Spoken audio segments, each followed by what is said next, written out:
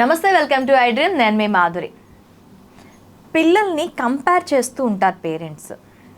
Compare చేయటం వల్ల వాళ్ళు మేమేదో సాధించాం, వాళ్ళతో కంపేర్ చేస్తే వాళ్ళలా మారిపోతారు అనుకునే మైండ్ సెట్లో ఉంటారు. మారిన సందర్భాలు ఉన్నాయేమో, కానీ వాళ్ళ మీద ఖచ్చితంగా ప్రెజర్ ఉంటుంది. ఆ కంపారిజన్ ఎలా ఉండాలి? హెల్దీ వేలో ఒక పిల్లల్ని కంపారిజన్ చేయాలి అంటే ఏం చేయాలి? డీటెయిల్గా చెప్పడానికి మనతో పాటు ఉన్నారు Deepthi Janga, life coach, trainer and speaker. తనని అడిగి డీటెయిల్గా తెలుసుకుందాం. Hello ma'am. Hi Madhuri. Ma'am, మనకి కంప్లీట్గా ఇప్పుడు కంపారిజన్, పిల్లల్ని కంపేర్ చేస్తూ ఉంటారు. వాళ్ళు చూడండి ఫస్ట్ ర్యాంక్ వచ్చారు, వీళ్ళు చూడండి సెకండ్ ర్యాంక్ వచ్చారు, వాళ్ళు స్పోర్ట్స్లో ఫస్ట్ ఉన్నారు, మీరెందుకు ఆడలేకపోతున్నారు అనేది పిల్లల దగ్గర, పేరెంట్స్ దగ్గరకు వచ్చే ఒక ఎలా చెప్పాలి అంటే ఇంబ్యాలెన్స్డ్ కంపారిజన్. వాళ్ళు అసలు అది వినంగానే వీళ్ళకి ఎలా ఉంటుంది అంటే, పిల్లలకి మమ్మీ డాడీ ఏంటి మీరు మమ్మల్ని ఎందుకు ఇంత డిస్క్రైజ్ చేస్తున్నారు, మేము చూడండి అనే దీంట్లో వాళ్ళు మాక్సిమం వెళ్ళిపోతూ ఉంటారు. కంపారిజన్ ఎందుకు వస్తుంది? ఈ కంపారిజన్ ఎలా చేయాలి? సూపర్బ్. ఐ థింక్ కంపారిజన్ అనేది మన హ్యూమన్ నేచర్లో ఉంది. సో మనం ఏదన్నా 2 శారీస్ కొంటున్నాం అనుకోండి, ఫర్ సపోజ్ షాపింగ్కి వెళ్ళాము, 2 ఐటమ్స్ చూసాం. మనకి కంటికి ఏది అట్రాక్టివ్గా ఉందో దాన్ని చూసి వేరే దాంతో కంపేర్ చేస్తున్నాం కదా. సో మన నేచర్లోనే కంపారిజన్ అనేది ఉంది. ఇది ఫస్ట్ రియాలిటీ. అండ్ మనము ఇంటలెక్చువల్ బీయింగ్స్, హ్యూమన్ బీయింగ్స్ అనేవాళ్ళు ఇంటలెక్చువల్ స్పిరిచువల్ బీయింగ్స్ అంటారు. సో స్పిరిచువాలిటీని పక్కకు పెడితే ఇంటలెక్చువల్ బీయింగ్స్ దగ్గరకు వద్దాం. సో ఇంటలెక్ట్ని ఎలా వాడాలి? మన కోసం కదా వాడుకోవాలి. సో ఇంటలెక్ట్ ఉన్నప్పుడు కూడా మనం తెలివి తక్కువగా బిహేవ్ చేస్తే ఎవరు నష్టపోతున్నారు? మనమే నష్టపోతున్నాం. సో కంపారిజన్ని ఎక్కడ యూజ్ చేయాలో మనం తెలివిగా నేర్చుకోవాలి. ఫస్ట్ ఆఫ్ ఆల్ కంపారిజన్ని మీరు ప్రోడక్ట్స్ దగ్గర వాడచ్చు, ఓకే.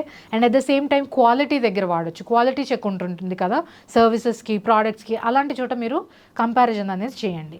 అలాగే ఒక కంట్రీ ఎదుగుదల కోసం పక్క కంట్రీ నుంచి ఏం చూసి నేర్చుకోవాలి, అలాంటి విషయంలో మీరు కంపారిజన్ యూజ్ చేయండి.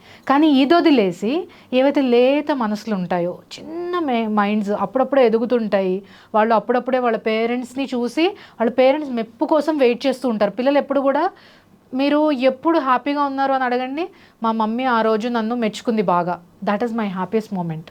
ఇంకొకటి, పిల్లలు పేరెంట్స్ దగ్గర నేర్చుకుంటారు. వాళ్ళు చూసి వాళ్ళు మనల్ని ఇమిటేట్ చేస్తారు. నిజం చెప్పాలంటే హూ దే ఆర్ అంటే మోస్ట్ ఆఫ్ ద టైం మన దగ్గర నుంచి పికప్ చేసుకున్న మాటలే మనకు చెప్తూ ఉంటారు. ఇంకా చిన్నపిల్లలు అయితే మీరు ఈజీగా అబ్జర్వ్ చేయండి, మీరు ఏ వర్డ్స్ యూజ్ చేస్తారో, ఏ టైంలో ఎలా ఎనాక్ట్ చేస్తున్నారో కూడా సేమ్ అదే కాపీ చేస్తారు. బాగా చిన్నపిల్లలు అయితే. కొంచెం పెద్ద పిల్లలు అయితే ఏం చేస్తారు, మా మదర్ నాకు ఏం చెప్పారు, మా మదర్ నన్ను మాటి మాటికి తుంచేస్తుందా, సో వాళ్ళు కూడా అదే బిహేవియర్ అలవాటు చేసుకుంటారు. సో వాట్ యు ఆర్ అంటే you are setting an example for your kid. సో మీ కిడ్లో మార్పు రావాలి, మీ కిడ్ బెటర్ అవ్వాలి అంటే ఫస్ట్ మీరు బెటర్ అవ్వాలి. సో అంటే దీప్తి, నేను ఇప్పుడు మళ్ళీ చదవడం స్టార్ట్ చేయాలా? No, that's not what I mean. What I mean to say is, మీరు పిల్లల్ని ఏ రకంగా ఎంకరేజ్ చేయగలరు, మీరు పిల్లల్లో నేను చెయ్యాలి, నేను మెప్పు పొందాలి అన్నది ఎప్పుడు తీసుకురాగలుగుతారంటే నాట్ బై కంపారిజన్. ఖచ్చితంగా కంపేర్ చేస్తే మాత్రం it's not a healthy way of doing it. మీరు నన్ను అడిగారు కదా, ఓకే కంపారిజన్ ఇంటలెక్చువల్గా మనం ఎక్కడ గ్రోత్ ఉండాలో అక్కడ వాడాలి, 2 కంట్రీస్ని కానీ ప్లేసెస్ని కానీ ప్రోడక్ట్స్ కానీ బెటర్ చేయడానికి వాడుకోవాలి. సో పిల్లల్ని ఎలా బెటర్ చేయాలి, పిల్లల్లో నేను మెప్పు పొందాలి లేదా ఇది నేను సాధించాలి అనే ఇంట్రెస్ట్ ఎలా తీసుకురావాలి? ఫస్ట్ ఆఫ్ ఆల్ వాళ్ళు మీ మాట ఎప్పుడు వింటారంటే వాళ్ళ మాట మీరు విన్నప్పుడు. సో వాళ్ళు ఏ ఆస్పెక్ట్లో నాకు ట్రబుల్ ఉందని చెప్తున్నారో ఫస్ట్ మనం పేరెంట్స్గా గమనించుకోవాలి. వాళ్ళు ఫోకస్ చేయడంలో ప్రాబ్లం అవుతుందా? వాళ్ళకి నిజంగా కొంతమంది, మీరు కొన్ని మూవీస్ చూసుంటే అందులో చూపిస్తారు, పిల్లలకి జెన్యున్గానే రైట్ టు లెఫ్ట్ అర్థం కాదు, లెఫ్ట్ టు రైటే వాళ్ళకి రాయడం వచ్చి ఉంటుంది. వాళ్ళకి కన్ఫ్యూజన్ ఉంటుంది. నాకైతే ఇప్పటికీ right to left confusion. Right కదా. సో మనమే స్ట్రగుల్ అవుతున్నప్పుడు అంత చిన్న బ్రెయిన్కి వాళ్ళకి అది చాలా పెద్ద ఛాలెంజ్ కదా. సో వాళ్ళు ఏ విషయంలో కంప్లైంట్ చేస్తున్నారో ఫస్ట్ వినండి జెన్యున్గా. అసలు వాళ్ళ ప్రాబ్లం ఏంటి అనే దానికి నేను ఒక సొల్యూషన్ చూపించాలి అనే ఒక మైండ్ సెట్తో వినండి. అప్పుడు సొల్యూషన్ ఆటోమేటిక్గా వస్తుంది. నేను అన్నీ చేస్తున్నాను నాకు రావట్లేదు అని మాత్రం చెప్పొద్దు. ఎందుకంటే if you're doing everything then అప్పుడు కూడా అవ్వట్లేదంటే మీరు ఒక ఎక్స్పర్ట్ సజెషన్ తీసుకోండి, మీకు ఖచ్చితంగా సొల్యూషన్ దొరుకుతుంది.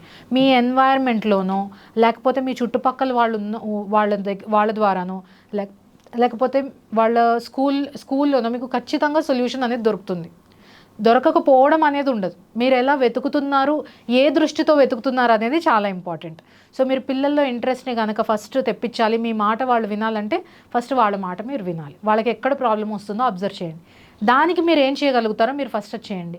యు నో వాట్, మీరు ఒక చేంజ్ అనేది తీసుకురాగలుగుతారు. అప్పుడు పిల్లలు కంప్లైంట్ చేయడానికంటే కూడా మా మదర్ లేదా మా ఫాదర్ మా కోసము మా ప్రాబ్లమ్ సాల్వ్ చేయడం కోసం 2 steps వేశారు, ఇప్పుడు మేము 1 step వేద్దాము.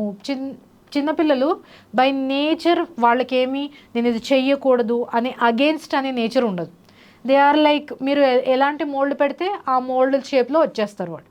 సో ఫస్ట్ మీరు ఎప్పుడైతే వాళ్ళకు ఒక పాత్ క్రియేట్ చేస్తారో వాళ్ళు మీ మాట వినడం స్టార్ట్ చేస్తారు.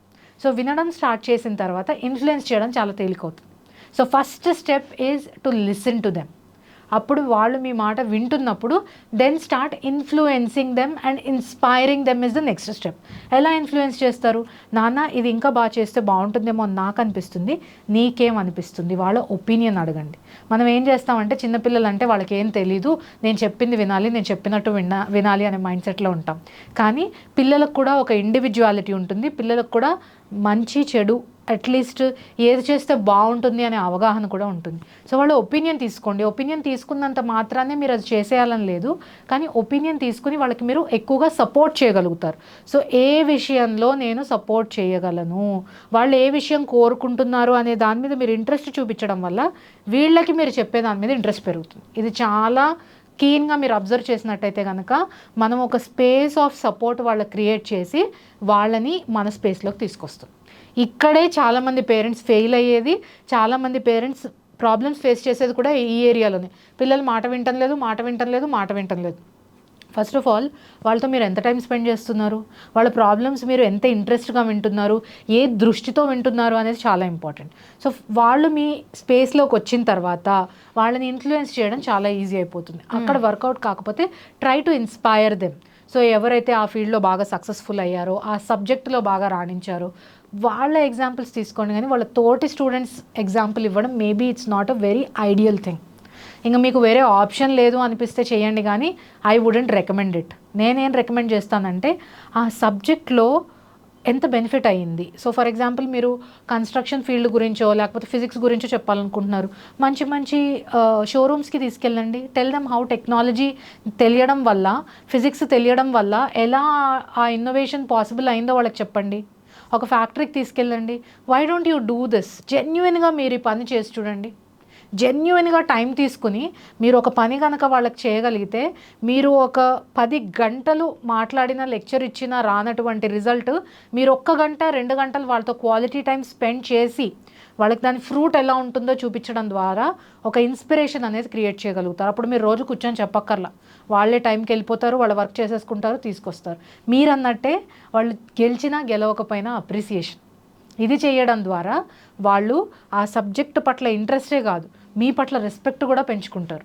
సో ఎప్పుడైతే మీరు ఒక చైల్డ్ని వాళ్ళ స్పేస్ నుంచి అర్థం చేసుకుని వాళ్ళని ఇన్స్పైర్ చేయగలిగి వాళ్ళకి ఒక స్పేస్ ప్రొవైడ్ చేయగలుగుతారో, వాళ్ళకి ఒక క్వాలిటీ టైం అనేది మీరు ఇవ్వగలుగుతారో, ఖచ్చితంగా వాళ్ళు మీ మాట వినడానికి రెడీగా ఉంటారు.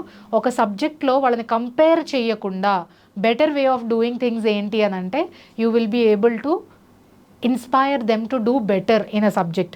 సో మీరు వేరే స్టూడెంట్తో కంపేర్ చేయాల్సిన అవసరం కూడా మీకు ఉండదు. Okay ma'am, thank you very much. Welcome.